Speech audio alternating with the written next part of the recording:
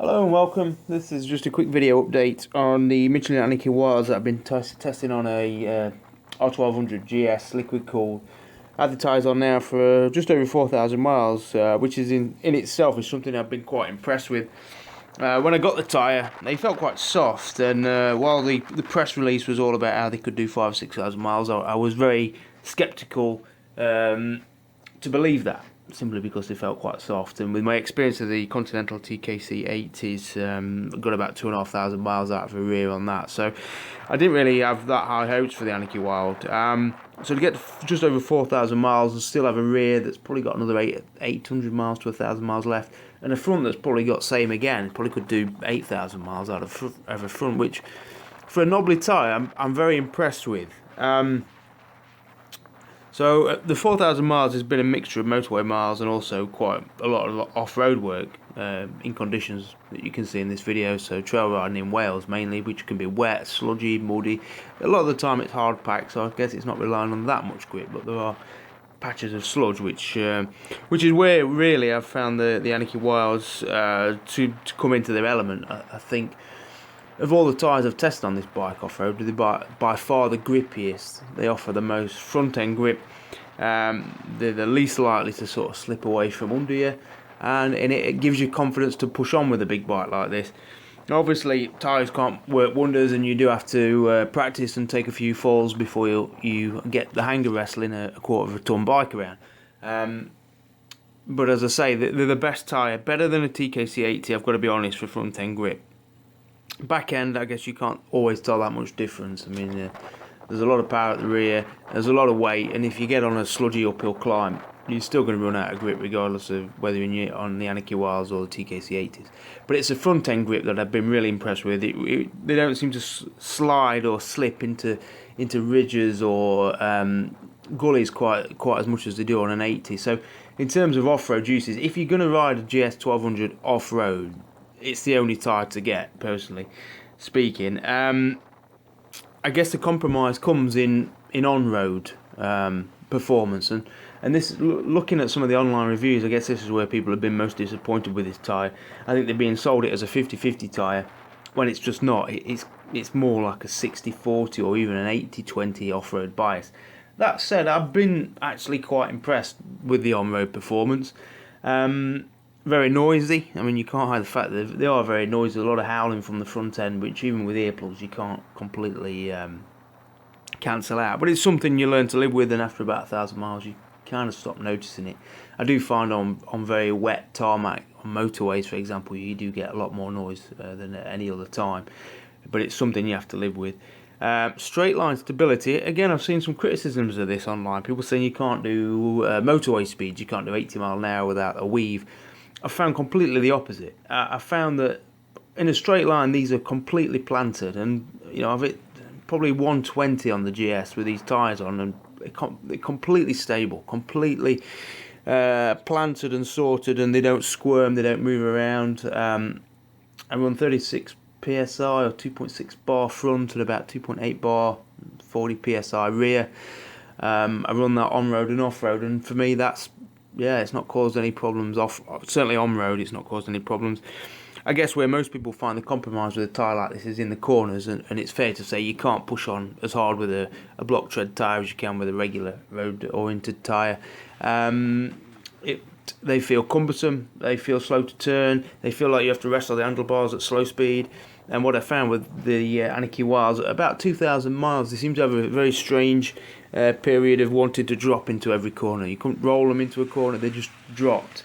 And that lasted a couple of 100 miles. It was quite odd. It suddenly it seemed to come on and then leave again. The rest of the time, like the TKC 80s, you learn to live with them. They completely compromise as a road tyre. You'd be kidding yourself if you thought not. But you do learn to live with them. You learn to trust their grip levels. You learn to know how to get the most out of them. And to be honest, I don't think my pace on road is any slower with them than it would be if I'd got a regular tyre on. The noise again is the main issue, but you learn to live with it. So all in all, there is a caveat that I was given these tyres by Michelin to test. So that's me being completely clean and in the open about this. So and I say that just so nobody can accuse me of any bias, but I have been very impressed with the tyre, mainly because of the longevity. Now at 4,000 miles to a rear, which will probably stretch to 5,000, and that's using it quite aggressively. That's giving it sort of the throttle on the gravel and the shale, which cuts the tyre and wears it quickly.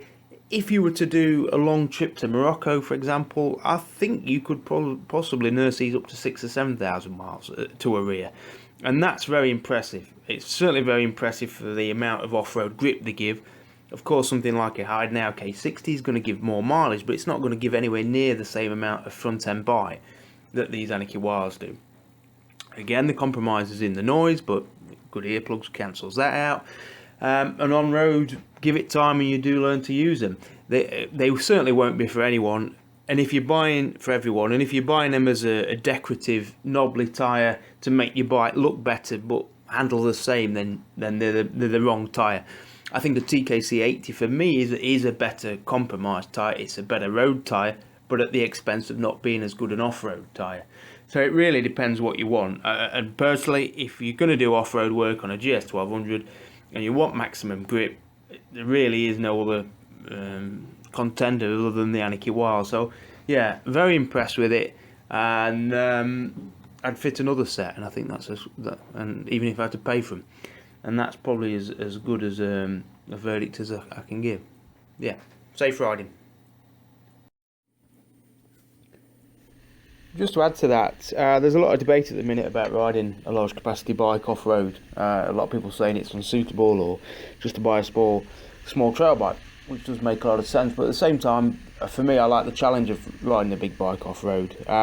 And I also have found riding whether it be the GS, the Africa Twin, even the V-Strom 1000, name a few others, KTM 1050, 1190, they are capable off-road. They will do some trail work, and for me the strength of them is their all-round ability. So they can cruise on the motorway, do some A-road scratching really well, and then do some trails. So as an all-round bike, they are good. I mean, we have to not get too carried away though. I think currently we're going through a stage of the over-marketing of the off-road ability of these bikes.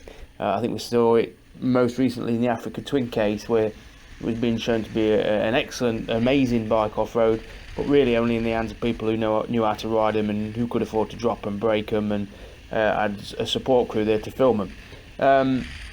So I think we've got to be wary and remember that it is down to tyres and practice and willingness to drop your pride and joy and pick it up again. You know, if anybody's looking to start out riding a big bike off-road, I would certainly say go to a proper training school, get some practice. I did a few sessions at the Pavey off-road, the BMW approved off-road riding school, and that paid dividends, really. And then really, if you're nervous, just get a smaller, lower capacity trail bike. Because the reality is, picking up a 1/4 ton bike, it does get tiresome. On this day on the trails, where you saw the front end wash out, that was probably the 4th time I'd gone down that day, and picking that bike up, it does take it out of you, and you can sort of see the argument that whilst these bikes are capable and they will do it, the limitation is that if you're on what you call maybe a proper adventure a long way from home, riding some trails, loaded up with all your gear, and you had a few spills like that, it would quickly take it out of you, and it also could be dangerous if the bike fell on you. So in that regard, yes, these big bikes can do off-road, but also I think they've got to come with a certain warning sticker that they can bite back quite easily.